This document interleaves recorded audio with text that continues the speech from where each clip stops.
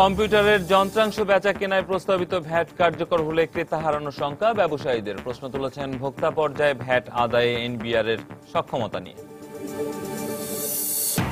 সরবরাহ স্বাভাবিক থাকলেও রাজধানীর পাইকারি বাজারে বেড়েছে সব ধরনের চালের দাম। স্থিতিশীল রয়েছে আটা, ময়দা, ভোজ্য তেল সহ অন্যান্য পণ্যের দর। সরকারি নিষেধাজ্ঞায় 15 দিন বন্ধ থাকার পর আজ থেকে আবারও ইলিশ ধরা শুরু। সকাল থেকেই দল বেঁধে নেমেছেন জেলেরা। এবং নরসিংদীর ওয়ারি বটেশ্বরের খনন কাজ চলছে খুঁড়িয়ে খুঁড়িয়ে।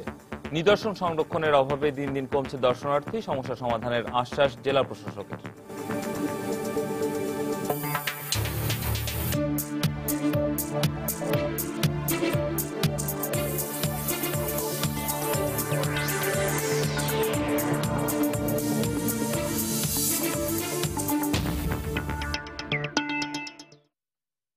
দেখছিলেন শিরোনাম। আমন্ত্রণ জানাচ্ছি দেশ ও দেশের বাইরের অর্থ বাণিজ্যের নানা খবর নিয়ে আমাদের নিয়মিত আয়োজনে সময়ের বাণিজ্যের আপনাদের সঙ্গে আছি আমি রামিম হাসান। কম্পিউটারের যন্ত্রাংশ বেচা কেনার উপর প্রস্তাবিত 4% ভ্যাট আরোপের প্রস্তাবকে অনলাইন ব্যবসার সাথে সাংঘর্ষিক বলে দাবি করেছেন ব্যবসায়ীরা। এছাড়া এই প্রস্তাব কার্যকর করা হলে 10% ক্রেতা হারানোর আশঙ্কা করছেন তারা।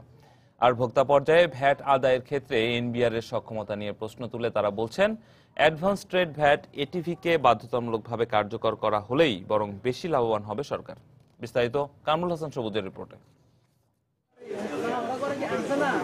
দেশের উন্নয়নে তথ্য প্রযুক্তি খাতকে অগ্রাধিকার দেয়া হলেও গত বাজেটে কম্পিউটারের হার্ডওয়্যার যন্ত্রাংশ বেচাকেনার উপর 4% ভ্যাট আরোপের প্রস্তাব করা হয়। এই প্রস্তাবকে ডিজিটাল বাংলাদেশ গড়ার অন্তরায় হিসেবে দেখছেন ব্যবসায়ীরা।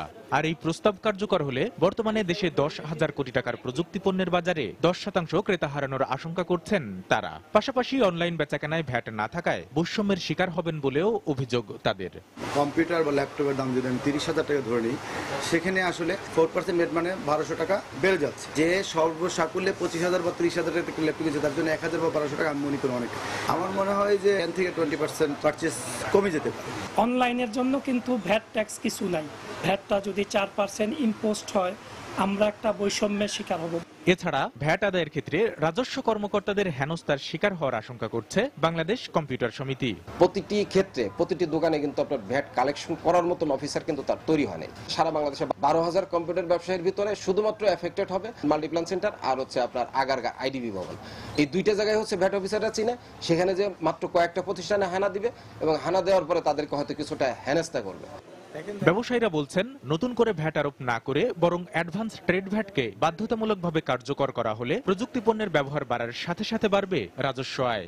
সমস্ত প্রোডাক্টে কিন্তু আমদানি করা হয়। ট্রেড ভ্যাট যেহেতু একবার আমদানি ক্ষেত্রে দেওয়া হয় 4%, অতএব আমার মনে হয় ওই জায়গাটাতেই ওখানে রিজিট থাকা উচিত সরকার, যে বাধ্যবাধকতামূলক সবাইকে এটিপি দিয়ে আসতে হবে এবং এটিপি দিয়ে আসলে সেকেন্ড টাইমে কারো যেন ভ্যাট নিয়ে সমস্যা না হয়। সংশ্লিষ্টরা বলছেন, গত 3 মাসে কয়েক দফা বৈঠক হলেও এখনো কোনো সিদ্ধান্তে আসেনি সরকার। কামরুল হাসান সবুজ, সময় সংবাদ, ঢাকা।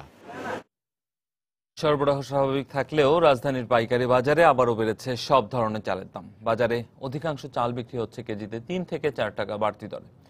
ব্যবসায়ীরা বলছেন, ধানের দাম বেড়ে যাওয়ার কারণেই কমছে না চালের দাম। এদিকে আমদানি করা পেঁয়াজের দাম কিছুটা কমলেও পরিবর্তন আসেনি দেশি পেঁয়াজের বাজার দরে।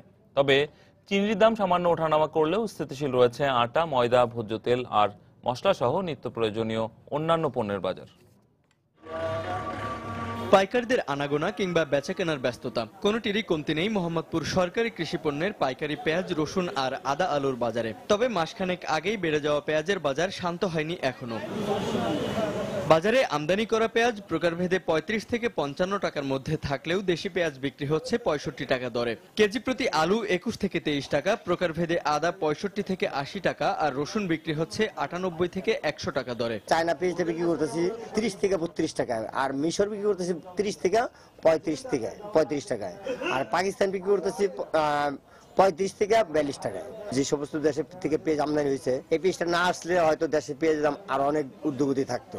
এদিকে এক সপ্তাহের ব্যবধানে আবারও বেড়েছে মিনিকেট, নাজিরশাইল, আটা সহ সব ধরনের চালের দাম। বস্তা প্রতি 200 থেকে 250 টাকা বাড়তি দামে বিক্রি হওয়া এসব চালের দাম শিগগিরই কমছে না বলেও জানিয়েছেন আড়তদাররা। যে 50 বস্তা কিনে হলো 2 বস্তা 3 বস্তা 4 বস্তা, যে সামনে যদি কমে, তবে ধানের দামটা বেশি হওয়াতে এই অবস্থাটা হয়েছে, কেজিতে 3-4 টাকা দাম বাইরে গেছে। মিনিকেট আর আড়াইশের দাম মানে কমবে না, কমার কোনো সম্ভাবনা নাই। যা আছে মনে করেন বর্তমানে তাই থাকতে পারে, হয়তো কিছু বাড়বে কিন্তু কমবে না, কারণ মিনিকেট আস্তে আস্তে আরো বৈশাখ। তবে কিছুটা স্বস্তি রয়েছে মসুর, খেসারি, মুগ ডাল সহ চিনি আর ভোজ্য তেলের পাশাপাশি সব ধরনের মশলার বাজারে। মসুরির ডাল ঈদের আগে ছিল আপনার 118 থেকে 19 টাকা, এখন 114 থেকে 15 টাকা হয়ে গেছে। এছাড়া আপনি চিনির দাম অবশ্য গত 4-5 দিনে আপনার বাড়ছে, 1700 থেকে এখন 1730 টাকা আপনার চিনির দাম, আর খোলা তেলের দাম কমছে। কিছু ব্যতিক্রম ছাড়া অধিকাংশ নিত্য প্রয়োজনীয় পণ্যের বাজার এখন অনেকটাই স্থিতিশীল রয়েছে। এমনকি বেশ কিছু পণ্যের দাম কমেছে বলেও দাবি ব্যবসায়ীদের। জুবাইর ফয়সাল, সময় সংবাদ, ঢাকা। এবারে দেশের সবচেয়ে বড় পাইকারি বাজার চট্টগ্রামের খাতুনগঞ্জের খবর জানতে চলে যাচ্ছি সহকর্মী কমলদের কাছে। কমল। ধন্যবাদ রামিম। সপ্তাহের প্রথম দিনে জমজমাট হয়ে উঠেছে দেশের সবচেয়ে বড় ভোগ্যপণ্যের পাইকারি বাজার চট্টগ্রামের খাতুনগঞ্জ, আসাদগঞ্জ সহ পুরো এলাকাটি। প্রায় শত শত পণ্যবাহী ট্রাক ঢুকছে চট্টগ্রামের খাতুনগঞ্জ এলাকায়। এক্ষেত্রে একটি বিষয় বড় রাখা যে চট্টগ্রামের যখন ব্যবসায়ীরা বলে যে রাস্তাটা যখন যানজট থাকে, তখন তারা মনে করে তাদের ব্যবসা খুব ভালো চলছে, কারণ যানজট হওয়া মানে হচ্ছে এখানে ট্রাক ঢুকছে এবং পণ্যের বেচাকেনা ভালো হচ্ছে। আপনি জানেন চট্টগ্রাম বন্দর দেশের প্রধানতম সামুদ্রিক বন্দর চট্টগ্রাম বন্দর। এই চট্টগ্রাম বন্দরে আমদানিকৃত পণ্য প্রথমে নিয়ে আসা হয় এই খাতুনগঞ্জ এলাকায়, এরপর তা ট্রাকে করে এবং বিভিন্ন উপায়ে পৌঁছে দেওয়া হয় দেশের দূর দূরান্তের বাজারগুলিতে। এক্ষেত্রে আমরা দেখেছি চাহিদার তুলনায় সরবরাহ ব্যবস্থা স্বাভাবিক থাকায় দেশের যে অন্যান্য ভোগ্যপণ্য যেসব রয়েছে, অর্থাৎ ডাল, পেঁয়াজ বা আদা রসুনের মতো ভোগ্যপণ্যের দাম কিন্তু স্থিতিশীল রয়েছে। আমরা দেখতে পাচ্ছি গত সপ্তাহ বা ঈদের আগে চট্টগ্রামে মসুর ডাল বিক্রি হয়েছিল 180 থেকে মোটামুটি 125 টাকা বা এরকম, কিন্তু আজ বিক্রি হচ্ছে মসুর ডাল 85 থেকে 120 টাকা প্রতি কেজি। এছাড়া চনার ডাল বিক্রি হয়েছিল গত সপ্তাহে বা ঈদের আগে 59 টাকা, আজ চনার ডালের বিক্রি হচ্ছে 60 টাকা কেজি ধরে। একইভাবে মুগ ডালের দামও অপরিবর্তিত রয়েছে, আজ মুগ ডাল বিক্রি হচ্ছে সর্বনিম্ন 85 থেকে সর্বোচ্চ ভালো মানের যে ডালটি সেটি 85 টাকায়। আর রয়েছে মটর ডাল ঈদের আগে বা গত সপ্তাহে বিক্রি হয়েছে 37 টাকা প্রতি কেজি, আর আজ বিক্রি হচ্ছে 36 টাকা প্রতি কেজি, অর্থাৎ কেজি প্রতি 1 টাকা কমেছে। এক্ষেত্রে কমেছে পেঁয়াজ এবং আদার দামও। চাহিদার তুলনায় যেহেতু সরবরাহ ব্যবস্থা স্বাভাবিক রয়েছে, আমরা দেখতে পাচ্ছি পেঁয়াজ আজ বিক্রি হচ্ছে, ভারতীয় যে পেঁয়াজটি সেটি পেঁয়াজ বিক্রি হচ্ছে প্রতি কেজি 50 থেকে 55 টাকা, যেটি গত সপ্তাহে বিক্রি হয়েছিল 60 থেকে 65 টাকায়। একইভাবে মিশর থেকে আসা পেঁয়াজ আজ বিক্রি হচ্ছে 20 থেকে 30 টাকা, কিন্তু গত সপ্তাহে এই পেঁয়াজের দাম ছিল 35 থেকে 40 টাকা। আর পাকিস্তান থেকে আসা পেঁয়াজ গত সপ্তাহে 35 থেকে 40 টাকা বিক্রি হলো, আজ বিক্রি হচ্ছে 30 থেকে 35 টাকা। অর্থাৎ চাহিদার তুলনায় সরবরাহ যেহেতু স্বাভাবিক অবস্থা ভালো রয়েছে, সেখানে কিন্তু পেঁয়াজের দাম বাজারে কমেছে, অনেক প্রতি কেজি প্রতি 3 থেকে 5 টাকা পর্যন্ত কমেছে। একইভাবে কমেছে আদার দাম এই সপ্তাহে এসে প্রতি কেজি কমেছে প্রায় 10 টাকা। গত সপ্তাহে আদা বিক্রি হয়েছিল প্রতি কেজি 75 থেকে 80 টাকা, আর আজ বিক্রি হচ্ছে 55 থেকে 60 টাকায়। তবে কিছুটা বেড়েছে রসুনের দাম। এক্ষেত্রে কি বলছে, যেহেতু রসুনের চাহিদা একটু বেশি রয়েছে, সেই তুলনায় সরবরাহ ঘাটতি থাকায় আজ রসুন বিক্রি হচ্ছে 90 টাকা, অথচ গত সপ্তাহে রসুন বিক্রি হয়েছিল 80 টাকায়। তবে একটি বিষয় বলে রাখা উচিত, আন্তর্জাতিক বাজারে দর উঠানামায় কিছুটা অস্থির রয়েছে ভোজ্য তেলের বাজার। আমরা দেখতে পাচ্ছি আজ প্রতি মন সয়াবিন তেল বিক্রি হচ্ছে 2770 থেকে 2725 টাকা পর্যন্ত, অথচ গত সপ্তাহে এই তেল বিক্রি হয়েছিল 2650 টাকায়। একইভাবে পাম অয়েল বিক্রি হচ্ছে আজ 225 টাকা থেকে 230 টাকা, অর্থাৎ 2030 টাকা পর্যন্ত। গত সপ্তাহে এই সয়াবিন তেল পাম অয়েলের দাম কম ছিল 1980 টাকা। একই সাথে আজ সুপার পাম অয়েল বিক্রি হচ্ছে আজ 2270 টাকা প্রতি মন, যেখানে গত সপ্তাহে সুপার পাম অয়েলের দাম ছিল প্রায় 2000 টাকা বা 2100 টাকার মতো করে। অর্থাৎ এক্ষেত্রে তেল ব্যবসায়ীরা বলছেন আন্তর্জাতিক বাজারে বুকিং রেট কমপক্ষে গত সপ্তাহের তুলনায় 200 রিঙ্গিত বেড়েছে, সে কারণে কিন্তু এই ভোজ্য তেলের দাম উঠানামা করছে, এবং তারা তবে আশা করছেন হয়তো আজকালের মধ্যে আবারও ভোজ্য তেলের দাম কমতে পারে বলে আশা করছে। এদিকে আসি বেটে চিনির দিকে আসি, চিনির বাজার কিন্তু পুরোপুরি নিম্নগামী, অর্থাৎ ঈদের আগে চিনির দাম যত কম ছিল তার চেয়ে এখন আরো বেশি কমছে। আজ বাজারে প্রতি কেজি চিনি বিক্রি হচ্ছে পাইকারি পর্যায়ে 39 থেকে 40 টাকা। এক্ষেত্রে ব্যবসায়ীরা বলছে, আমরা কথা বলেছিলাম খাতুনগঞ্জের ব্যবসায়ী সমিতি সহ সম্পাদক এবং বিশিষ্ট চিনি ব্যবসায়ী মনোরঞ্জন ধরের সাথে, তিনি আমাদেরকে বলেছেন চিনির দাম আরো কমবে, এক্ষেত্রে তারা বলছে সবচেয়ে নিম্নগামী। একইভাবে আমরা কথা বলেছিলাম সোয়াবিন তেলের ব্যবসায়ী MRN এন্টারপ্রাইজের মালিক আলমগীর পারভেজের সাথে তিনি আমাদেরকে জানিয়েছেন সোয়াবিন তেলের দাম অর্থাৎ আন্তর্জাতিক বাজারে যেহেতু সোয়াবিন তেল আন্তর্জাতিক বাজার থেকে আসে সে কারণে কিছুটা দর উঠানামা করার কারণে কিন্তু সোয়াবিন তেলের দামটা কিছু অস্থিরতা রয়েছে। তবে তারা বলছেন হয়তো 2-1 দিনের মধ্যে আবার সোয়াবিন তেলের দাম কমতে পারে। একই সাথে চাহিদা তুলনায় অন্যান্য ভোগ্যপণ্য অর্থাৎ ট্রাক চলাচল স্বাভাবিক থাকে, কোনো প্রতিবন্ধকতা সৃষ্টি হচ্ছে না, বন্দরে পণ্য উঠানামা স্বাভাবিক রয়েছে, আবহাওয়া রয়েছে অনুকূলে, সে কারণে কিন্তু বন্দর বা অন্যান্য যে পণ্যগুলো উঠানামা অনেকটা স্বাভাবিক রয়েছে। সেই কারণে কিন্তু যে খাতুনগঞ্জ বা তার আশপাশের যে ব্যবসা প্রতিষ্ঠানগুলো রয়েছে সেসব ব্যবসা প্রতিষ্ঠানগুলো কিন্তু পণ্য ব্যবসা বা ব্যবসা বেচা কেনা স্বাভাবিক গতিতে চলছে। অর্থাৎ আমরা দেখেছি গত ঈদের আগে মহাসড়কে কিছুটা যানজট বা রাস্তাঘাট খারাপ হওয়ার জন্য বা বন্দরের মধ্যে কিছু ডেলিভারি প্রক্রিয়া ধীরগতির কারণে কিন্তু যে একটু ধীরগতি ছিল পণ্য সরবরাহ প্রক্রিয়ায়, কিন্তু সেটি কাটিয়ে উঠেছে। সে কাটিয়ে উঠার পরে কিন্তু এখন খাতুনগঞ্জ, চাকতায়, আসাদগঞ্জ এলাকার মধ্যে কিন্তু পুরোপুরি সব ধরনের যত ধরনের পণ্য রয়েছে সব পণ্যের ব্যবস্থা স্বাভাবিক রয়েছে। অর্থাৎ সরবরাহ ব্যবস্থা স্বাভাবিক থাকায় কিন্তু এসব পণ্যের দামও কম স্থিতিশীল রয়েছে। এক্ষেত্রে কিন্তু আমি একটি বিষয় বলে রাখি, চট্টগ্রামে যে খাতুনগঞ্জ সবচেয়ে পাইকারি বাজার খাতুনগঞ্জ, এই খাতুনগঞ্জ কিন্তু পুরোপুরি আমদানি নির্ভর। অর্থাৎ আন্তর্জাতিক বাজারে যদি কোনো পণ্যের দাম বাড়ে তার সরাসরি প্রতিক্রিয়া পড়ে কিন্তু এখানে। এখন যেহেতু আন্তর্জাতিক বাজারও অধিকাংশ পণ্যের দাম নিম্নগামী, তার প্রভাব পড়েছে এখানে অধিকাংশ পণ্যের দাম নিম্নগামী, শুধুমাত্র ভোজ্য তেল ছাড়া। এক্ষেত্রে ভোজ্য তেলের ব্যবসায়ীরা বলছেন ঈদের আগে কিন্তু তেলের দাম কম ছিল, কিন্তু মাঝখানে ঈদের পরে এসে আবার তেলের দাম বেড়ে যায়, এখন হয়তো কিছুটা পড়তির দিকে, অর্থাৎ কিছুটা গত 1 সপ্তাহের ব্যবধানে কিন্তু ভোজ্য তেলের দাম উঠানামা করছে। অন্যান্য পণ্য যেমন গত কয়েক মাস আগে কিন্তু আমরা দেখেছি পেঁয়াজের দাম বেড়েছিল, কিন্তু এখন পেঁয়াজের দাম সর্বনিম্ন পর্যায়ে রয়েছে। এক্ষেত্রে তবে একটি বিষয়, দেশীয় পেঁয়াজ কিন্তু এখনো বাজারে আসেনি। এখন মূলত ভারত পেঁয়াজ এবং পাকিস্তান এবং মিশর থেকে আসা পেঁয়াজ দিয়ে কিন্তু দেশীয় বাজার নিয়ন্ত্রিত হচ্ছে। একইভাবে নিয়ন্ত্রিত হচ্ছে চায়না, অর্থাৎ আদার যে বাজার কিন্তু পুরোপুরি চায়না নির্ভর। অর্থাৎ আমদানিকৃত চায়না থেকে আমদানিকৃত আদা কিন্তু পুরো বাজার সয়লাভ রয়েছে, যে কারণে কিন্তু আদার বাজারও নিম্নগামী রয়েছে। তবে চায়না থেকে যে রসুন আসে সেই রসুনের দাম কিছুটা বাড়তি। তো ব্যবসায়ীরা বলছেন হয়তো আগামী 1 সপ্তাহের মধ্যে যদি আবার চায়না থেকে রসুন আসা পুরোদমে শুরু হয় তখন হয়তো রসুনের বাজারটি আবার স্থিতিশীল হয়ে উঠবে। একইভাবে নিম্নদিকে রয়েছে চিনির বাজার। আপনি জানেন যে দেশীয় যে সবচেয়ে চিনির বাজার এখন আন্তর্জাতিক বাজারে যেখানে চিনির দাম সবচেয়ে নিম্নগামী এবং তারই প্রভাব পড়েছে এই চট্টগ্রামের বাজারও। এখানেও কিন্তু চিনির বাজার সবচেয়ে কম দামে রয়েছে। এখন পর্যন্ত চিনি বিক্রি হচ্ছে 39 থেকে 40 টাকায়। ব্যবসায়ীরা বলছেন হয়তো আগামী 2-1 দিন যদি এই অবস্থা চলতে থাকে চিনির দাম হয়তো বহন প্রতি আরও 1 থেকে 1.5 টাকা কমবে। অর্থাৎ একইভাবে আমি যে চালের দিকে, অর্থাৎ চালের ব্যবস্থা কিন্তু সরবরাহ স্বাভাবিক রয়েছে। দেশের বিভিন্ন মোকাম থেকে চট্টগ্রাম এবং বৃহত্তর চট্টগ্রামে চাল সরবরাহ স্বাভাবিক রয়েছে, সেই কারণে কিন্তু চালের দাম তেমন কিছুটা বাড়েনি। এক্ষেত্রে ব্যবসায়ীরা বলছেন যদি এই অবস্থা চলতে থাকে, অর্থাৎ আবহাওয়া অনুকূল থাকে এবং মহাসড়কে যদি যানজট তেমন না হয়, তার যদি সরবরাহ ব্যবস্থা চেইন যেটি রয়েছে সেটা যদি স্বাভাবিক থাকে তাহলে কিন্তু ভোগ্য পণ্যের দাম আর সহসা বাড়ার তেমন কোনো সম্ভাবনা নেই। যেসব পণ্যের দাম বাড়ছিল অর্থাৎ মশলা বা অন্যান্য পণ্য, সে পণ্যের দাম কিন্তু এখন কমতির দিকে। আমরা দেখেছি এবার কিন্তু যেরকম চাহিদা ঈদের সময় মশলার যে চাহিদা ছিল তার চেয়ে বেশি মশলা আমদানি হয়েছিল, সেখানে কিন্তু মশলার দাম বাড়েনি। একইভাবে বলা হয় আমদানিকৃত মশলা যেমন বাজারে ছিল তেমনি ছিল চোরাচালান হয়ে আসা কিছুটা মশলা বাজারে থাকে, কিন্তু মশলার বাজারে স্থিতি ছিল। এখন দেখেছি ঈদের পর যেহেতু মশলা বাজারে এখন চাহিদা কিছুটা কম, দামও সেই অনুযায়ী কমছে।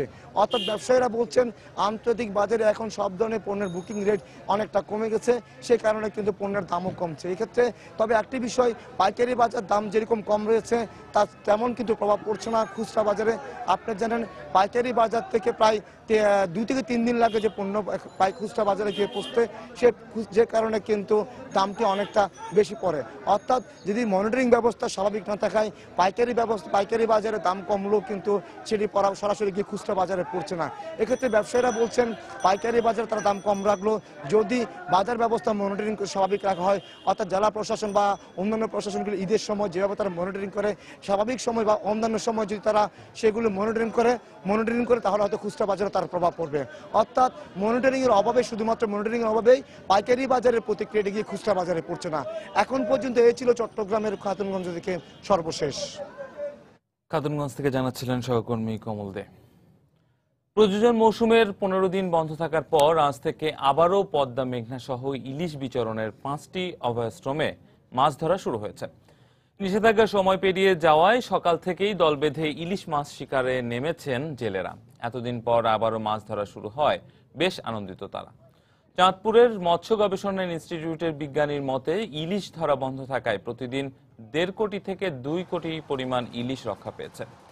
এদিকে এই মাছ শিকারকে কেন্দ্র করে ফের সচল হতে শুরু করেছে মৎস্য বন্দরগুলো। মা ইলিশ রক্ষায় গত 25 তারিখ থেকে ইলিশ মাছ ধরা, মজুদ এবং পরিবহন নিষিদ্ধ করেছিল সরকার।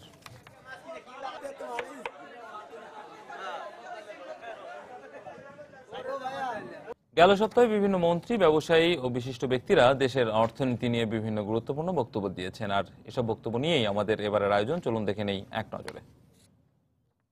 বিশ্ব একত্রিত হয়েছে, একটি অত্যন্ত উচ্চাভিলাষী বৈশ্বিক কর্মসূচি নিয়েছে রাজনৈতিক সমঝোতার ভিত্তিতে।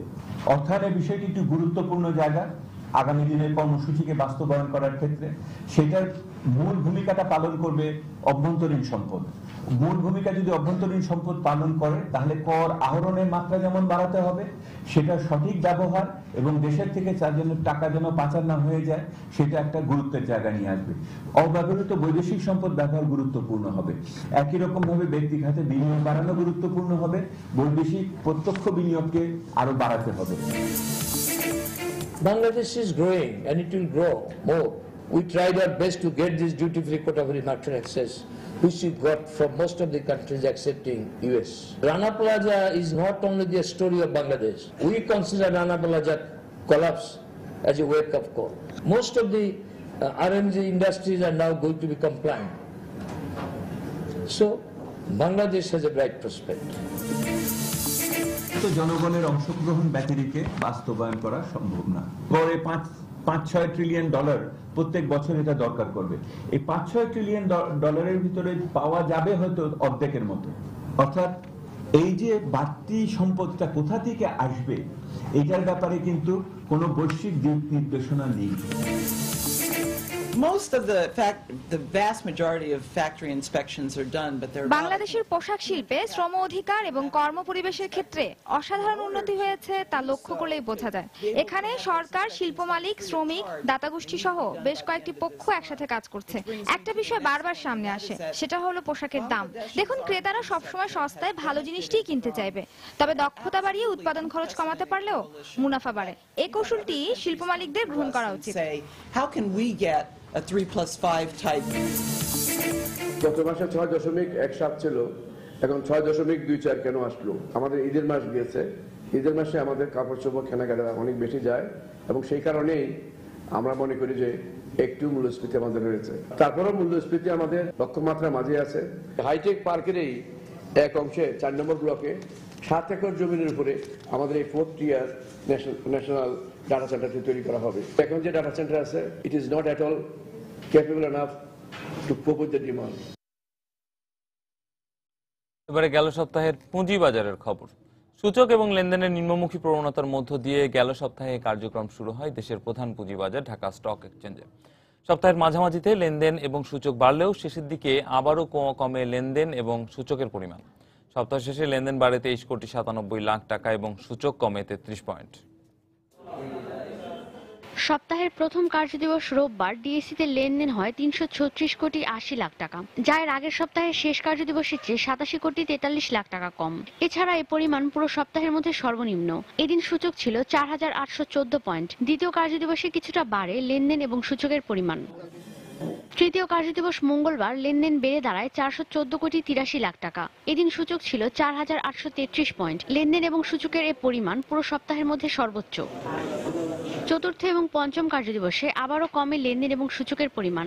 শেষ দিন লেনদেন কমে দাঁড়ায় 360,77 লাখ টাকা। এদিন সূচক ছিল 4,781 পয়েন্ট। সূচকের এই পরিমাণ পুরো সপ্তাহের মধ্যে সর্বনিম্ন। গেল সপ্তাহে লেনদেন হওয়া প্রতিষ্ঠানগুলোর মধ্যে 89টি প্রতিষ্ঠানের শেয়ারের দাম বেড়েছে, কমেছে 221টির এবং অপরিবর্তিত ছিল 15টি প্রতিষ্ঠানের শেয়ারের দাম। গেল সপ্তাহে শেয়ারের দাম বাড়া প্রতিষ্ঠানগুলোর মধ্যে শীর্ষে ছিল Green Delta Mutual Fund, BRAC Bank, DBH First Mutual Fund, Anwar Galvanizing এবং লিগেসি ফুটওয়্যার।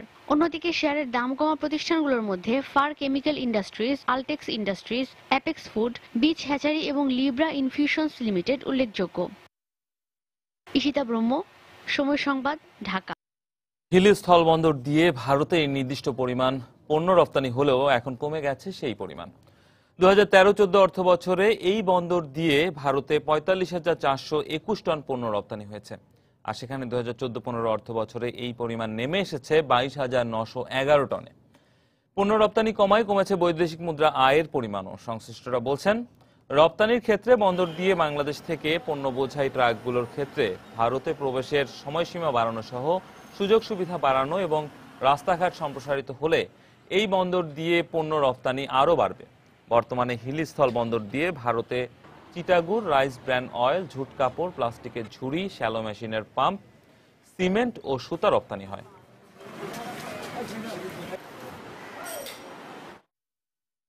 উপমহাদেশের অন্যতম প্রাচীন প্রত্নতাত্ত্বিক স্থান নরসিংদীর ওয়ারি বটেশ্বরের খনন কাজ চলছে খুঁড়িয়ে খুঁড়িয়ে। এমনকি প্রাপ্ত নিদর্শন সংরক্ষণের অভাবে দিন দিন দর্শনার্থী হারাচ্ছে এ স্থানটি।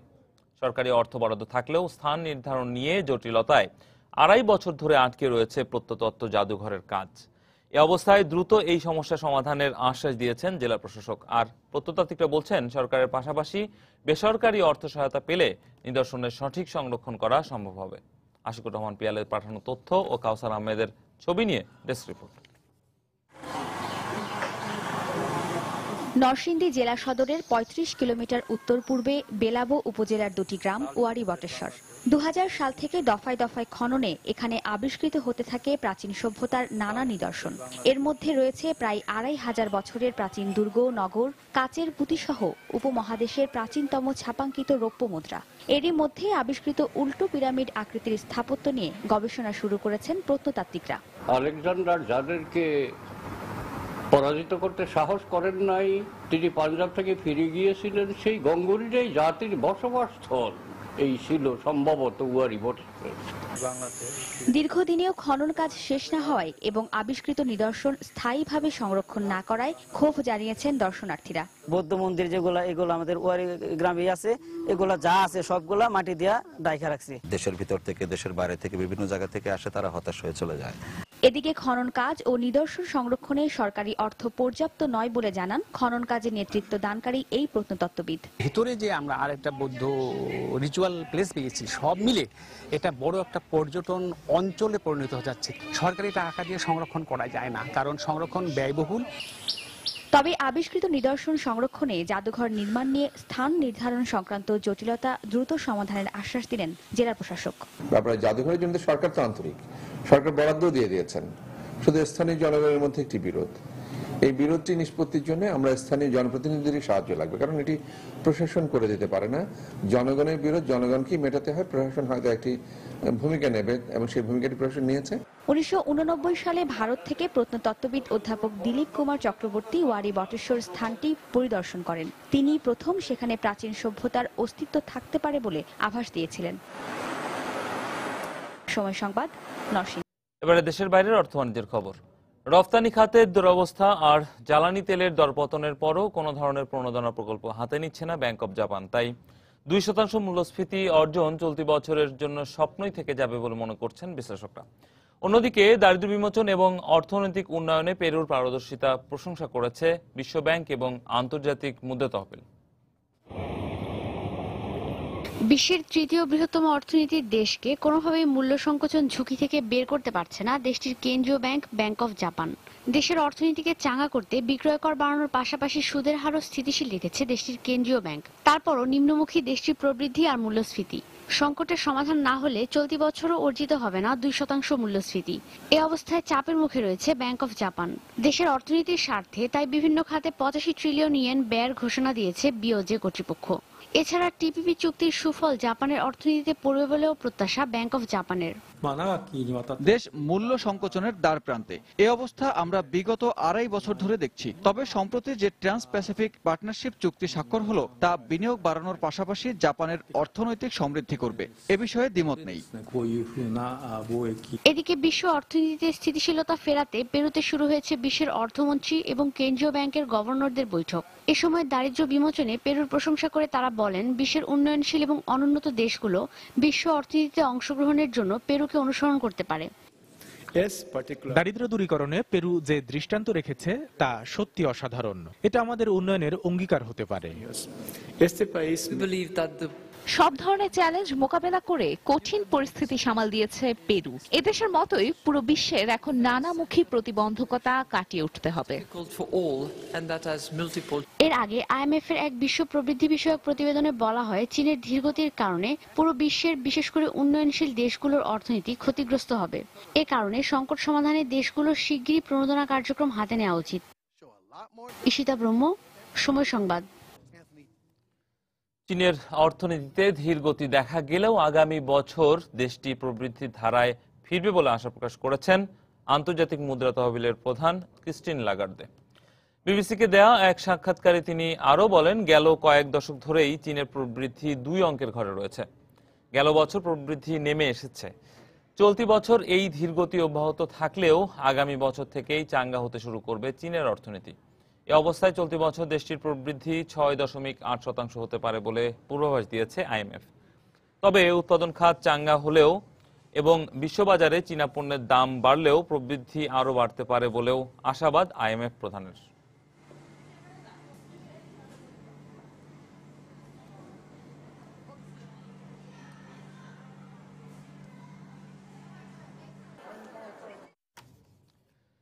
যুক্তরাষ্ট্রসহ টিপিপির আওতাভুক্ত দেশগুলোর নিজেদের স্বার্থেই চীনকে টিপিপি চুক্তির আওতায় আনা হয়নি, এমনটাই মনে করছেন বিশ্লেষকরা। কারণ সম্প্রতি এক বক্তব্যে প্রেসিডেন্ট বারাক ওবামা বলেছেন, যুক্তরাষ্ট্রের অন্তত 95% গুরুত্বপূর্ণ ক্রেতাই সীমান্তের বাইরে, তাই বিশ্ব অর্থনীতির গুরুত্বপূর্ণ নিয়ম নীতিগুলো চীন নির্ধারণ করবে এমনটা হতে পারে না।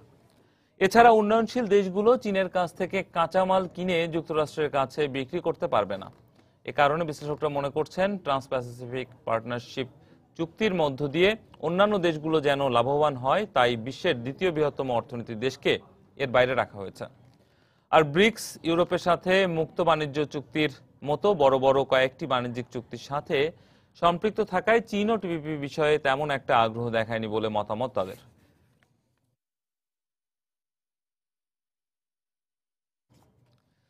আগামী বছর 3%-এরও বেশি প্রবৃদ্ধি অর্জনে থাই সরকার কয়েকশো কোটি ডলারের প্রণোদনামূলক কর্মসূচি গ্রহণের পরিকল্পনা করেছে বলে জানিয়েছেন দেশটির অর্থমন্ত্রী আপিসাক তান্তিভোরং।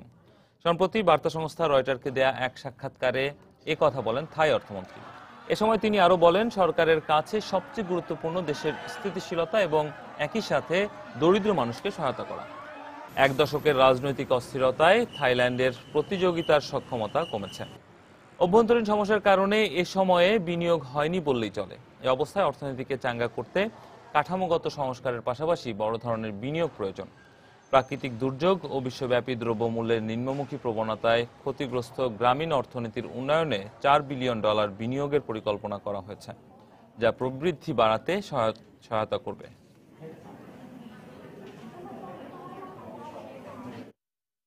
চলতি বছর সুদের হার 0.5% স্থির রাখার সম্ভাবনা রয়েছে যুক্তরাজ্যের কেন্দ্রীয় ব্যাংক, ব্যাংক অব ইংল্যান্ডের। সম্প্রতি বিষয়টি নিশ্চিত করে বিওইর গভর্নর জানিয়েছেন, দেশের আর্থিক পরিস্থিতি আরও স্বাভাবিক হওয়ার জন্য সময় নিচ্ছে কেন্দ্রীয় ব্যাংক।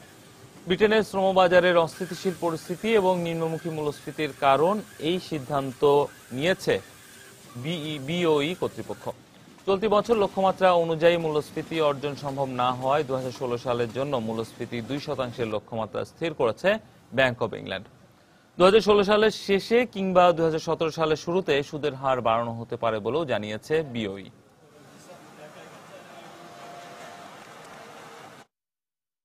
অন্তত 1000 ঊর্ধ্বতন কর্মকর্তাকে ছাঁটাই করতে পারে ব্রিটেন ভিত্তিক ইউরোপের সবচেয়ে বড় ব্যাংক স্ট্যান্ডার্ড চার্টার্ড। ব্যাংকের কর্মকর্তা কর্মচারীদের প্রধান নির্বাহী বিল উইন্টারের পাঠানো একটি বার্তায় তিনি বলেছেন, খরচ কমাতেই এই উদ্যোগ নেওয়া হতে পারে। এক্ষেত্রে 25% কর্মী ছাঁটাই করার সম্ভাবনা রয়েছে, যেখানে ঊর্ধ্বতন কর্মকর্তা কিংবা পরিচালক পর্যায়ের কর্মকর্তাও থাকতে পারে। বর্তমানে এই ব্যাংকে 88,000 জন কর্মরত রয়েছেন। ব্রিটেনের আর্থিক প্রতিষ্ঠানটি এশিয়ায় সর্বোচ্চ মুনাফা অর্জন করে।